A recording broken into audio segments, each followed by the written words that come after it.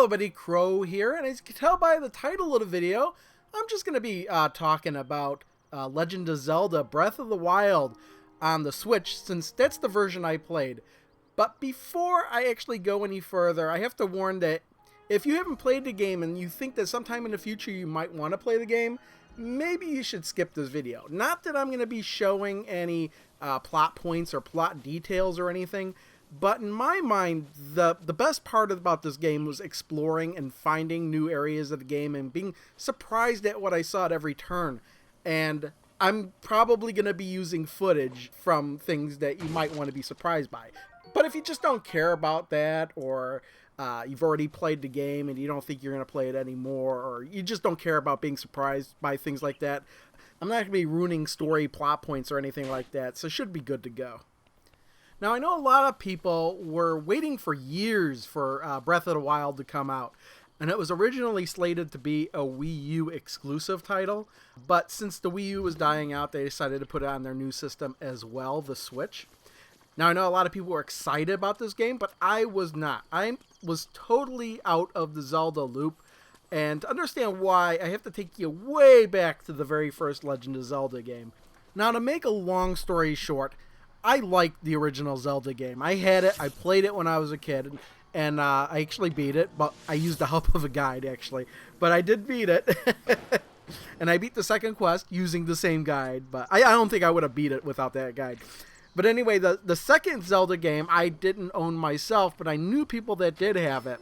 And from what I saw, it wasn't enough for me to actually want to go and buy the game. There was the Super Nintendo version, and it looked more like the first game, so I went ahead and I bought that game, and I played it. I actually managed to beat this one without any help, though, and I really enjoyed it.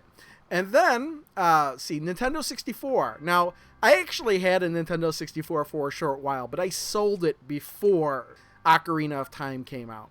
But when I saw Ocarina of Time, I just was not interested in that at all. I didn't like the fact that they had taken the 2D Zelda games that I liked and tried to turn it 3D. To me, that was something that everybody was just trying to do. I was like, they're going to ruin the game because, they want to make it 3D. They're not going to make it as good. Of course, we all know that a lot of people will say that Legend of Zelda Ocarina of Time is the best Zelda game, that paired with Majora's Mask. But honestly, I don't like those games at all. I did eventually play them. When I got a GameCube, I wound up getting this Legend of Zelda Collector's Edition promotional disc from Nintendo. I just went on their website and basically clicked on some stuff and they sent it to me.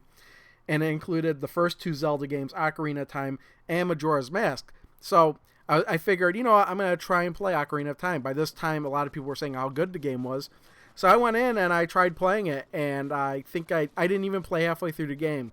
And I was like, I don't like this.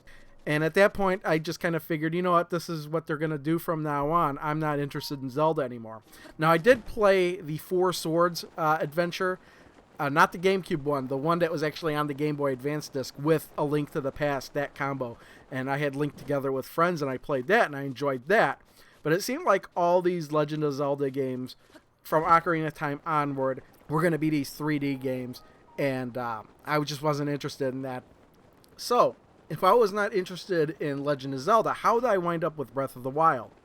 Well, Nintendo announced the Switch. My wife was actually interested in it. So I figured, you know what, if I have the opportunity to pre-order a Switch, I'll do that. So, the opportunity came up. I got a Switch pre-ordered through Amazon. And then I realized, what the hell games am I going to buy for? What games are coming out at launch? And I looked, and there were like only 3 games. 1-2 Switch, which I absolutely was not going to buy. The Bomberman game, I think it was like Bomberman R or something like that. And then Legend of Zelda Breath of the Wild. And then I actually asked my wife, I was like, maybe we should cancel the Switch order until there's actually games that come out that I want.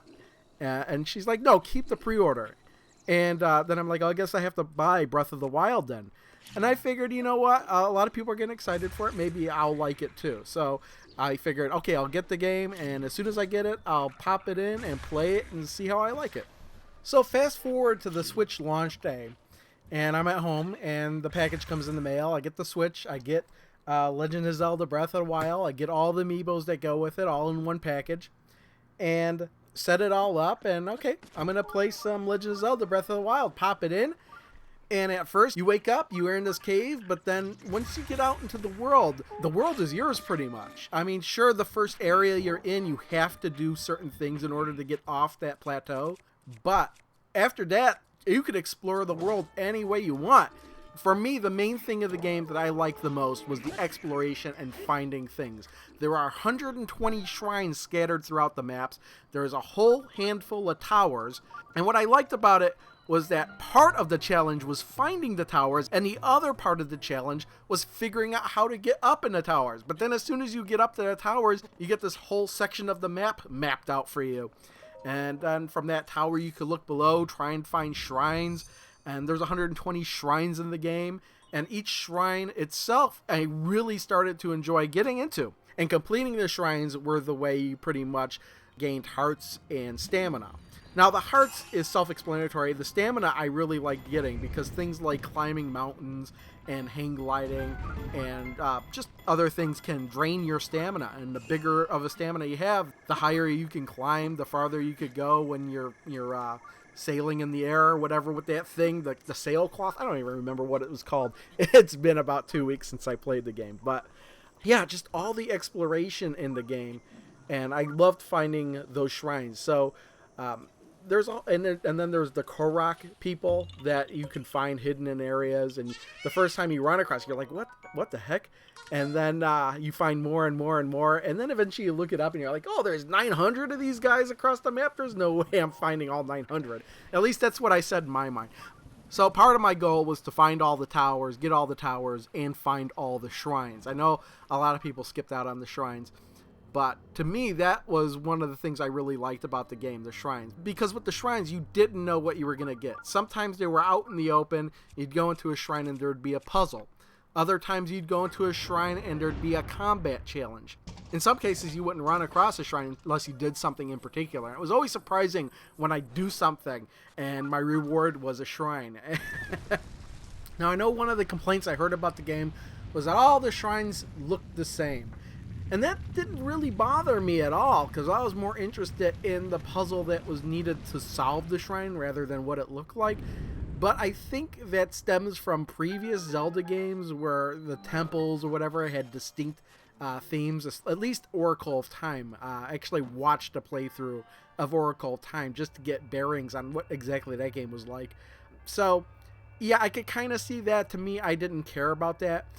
The other thing was that people were saying, oh, no dungeons, but there were the divine beasts. And again, I guess those did look kind of the same. They had the same mechanisms where each of the dungeons would be rotated a certain way in order to solve those. And honestly, like the shrines, the divine beasts were completely optional. Just completing those divine beasts actually made the end of the game a little bit easier if you did that. But again, that was part of the story. To me, that was part of the story. And like I said, this is a game where you could skip over the story entirely just by not doing things. But by doing the divine beasts, by doing some of the quests, by finding all the memories, and then completing the game, then you're actually filling in the whole story of what happened before and while you were asleep, and then fully understanding the end of the game. So within a week or two of playing the game, I decided that I was really enjoying the game a lot more than I had anticipated. So I actually wanted a little bit more for the game, so I wound up buying one of the hardcover collectible guides or whatever for the game. And I didn't know if I would or would not actually use it. I just kind of wanted it for a collector's purpose, just because I was enjoying the game so much, and I just didn't want to just have the game case and the cartridge. But it did come in handy because I got to a certain point where I wasn't able to find any more shrines. So this guidebook that I had bought had all the shrines listed out. So I was going page by page, finding all the shrines I didn't find yet. And even then I had a good time doing that. And some of those shrines were so well hidden that even knowing where they were, it still took me a little bit of time to find. Now, the book also told you how to defeat each of the puzzles in those shrines, but I didn't want to look at that because I thought that solving those puzzles was a lot of the fun of the shrines as well. There's only one I looked up, and honestly, the only reason I looked it up, the only reason I got stuck was because I did not know it was okay to throw a block of ice through a wall of fire. could you really blame me? For some reason, I wasn't going to try it, and then the book was like, oh, it's okay to do that. I was like, what? And I did it. I was like, oh, okay. And I solved that shrine. But yeah, a little bit of help from the book. And oh, I also needed the book to find out where all the memory spots were, because there are certain locations in the game that you need to find in order for Link to regain certain memories so you can get the whole story. And I didn't want to finish the game without getting the whole story.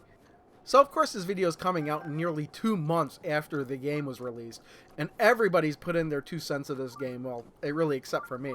So I've seen those videos, I've seen the complaints, and there's certain complaints that I've heard that I could kind of see, but I would want to kind of address in a way that they were complaints, but to me they were kind of positives. And most of the complaints stem from the fact that it doesn't play like the quote-unquote traditional Zelda game. Because now when people talk about the traditional Zelda game, they're talking about Ocarina of Time onward. And to me, this game as a whole reminded me of that first time I played Legend of Zelda on the NES, where the game just dropped you in the world and didn't give you any directions and said, well, find everything yourself, pretty much. And that's the way this game was. And that's, I think, one of the reasons why I really liked it. There was really no narration or guide, as it were. I mean, sure, it would tell you sometimes to go here and here, but then you reached a certain point of the game and the old lady would say, okay, go find this stuff and come back to me when you're done. And, well, this stuff is all over the damn map. So it's pretty much telling you at that point, you can follow the checkpoints in the game up to a certain point, because it kind of eases you into the exploration of the game. And then at a certain point, it's like, okay, stop listening to us, go explore the game on your own. So ultimately, the complaint is that there's no ongoing story. And that's the thing I like. The story of the game has already happened. You're just a character in this game, and you have to figure out what the story is. Because really, at the time the game starts, there's only one thing that needs to be done. Defeat Ganon. And if you play the game in such a way that your only goal is to defeat Ganon, you're not going to know the story. It's the kind of story you have to work for. And if you enjoy playing the game, then you're going to enjoy finding out what the story is. But if your only goal is to just beat the game, you're going to miss a lot of the story, I think. And I think that's why some people complained about that. And honestly, I could kind of see that. I could kind of see where you want the story to progress alongside with the character, but it just doesn't happen in this game.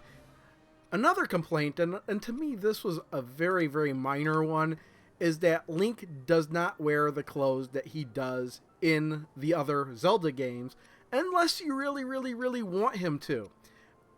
Yeah, actually, there are a bunch of different outfits for Link to wear in the game. You can even color code them, and they each have their own different properties, and they can all be upgraded to increase the defense. And actually, upgrading the clothes was one of the complaints too, because the complaint was like, oh, upgrading the clothes is just another reason for you to go on a fetch quest for items. But honestly, if I really wanted to upgrade the clothes, for me, I would have fun hunting down those items.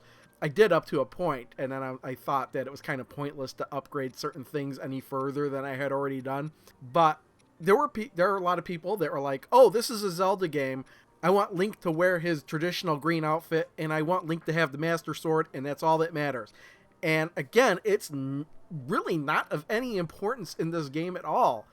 Now, for me, only having really played Legend of Zelda and Legend of Zelda Link to the Past, the clothes of Link didn't really matter. In fact, I thought it was really cool that I could wear whatever the hell I wanted and have Link wear an outfit that I thought looked pretty cool. I particularly liked wearing the Barbarian helmet, that skull helmet. I thought that was really cool.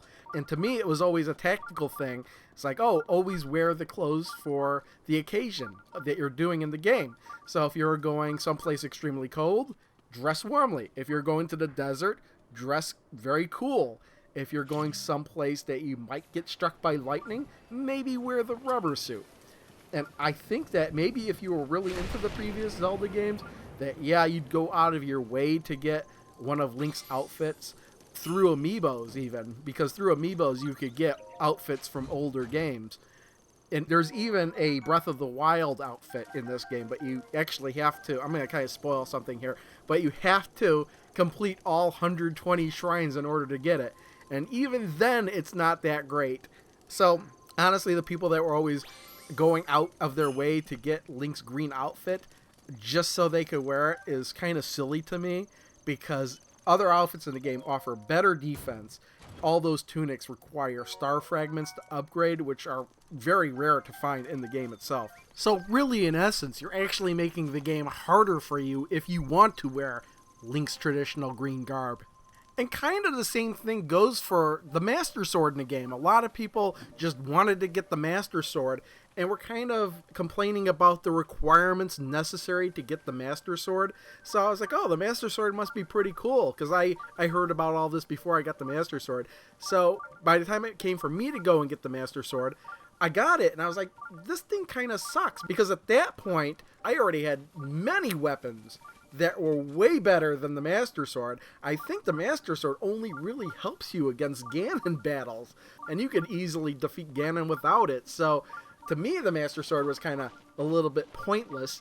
But, you know, getting the Master Sword is actually part of the story of the game. So if you don't get it, you're actually missing part of the story. But the Master Sword, I expected to be a whole lot better than it actually was. Which actually brings me to another dissatisfaction some people had about the game, and that is weapons breaking and shields breaking. And for the first couple of weeks I played the game, and I would actually agree. Like, yeah, it seemed pretty frustrating when a weapon would break. You'd be like, oh, I don't want to use this weapon because I don't want it to break. But honestly, once you start getting used to the combat, you'll be getting weapons so frequently that you'll never have enough space to have all the weapons that you want. So after a few weeks of playing the game, I actually was like, oh good, that weapon broke. Now I finally freed open a slot and I can get another weapon. Because that's actually my complaint, is I never had enough open space for all the weapons. The funny thing is that people were always saying that, oh, this is a more realistic Zelda game, because I guess because the world has this real world, open world physics to it. But honestly, if this was like more realistic, he wouldn't be able to carry 10 weapons all at once or 5 shields at the same time. And you can upgrade the number of weapon slots you have, but as many times as I've upgraded it, it still was never enough. So for me, the weapons breaking were actually a good thing, because it meant that, oh, I could pick up a weapon without a message saying that I didn't have enough space. That's actually a legitimate annoyance I had with the game, is every time I went to pick up a weapon, it told me I could not pick it up because my inventory was full. I think they could have handled that much better. You'd often be like, oh, I really want that weapon, but I can't hold on to it. So then you need to go into your weapon inventory, figure out which weapon you need to ditch.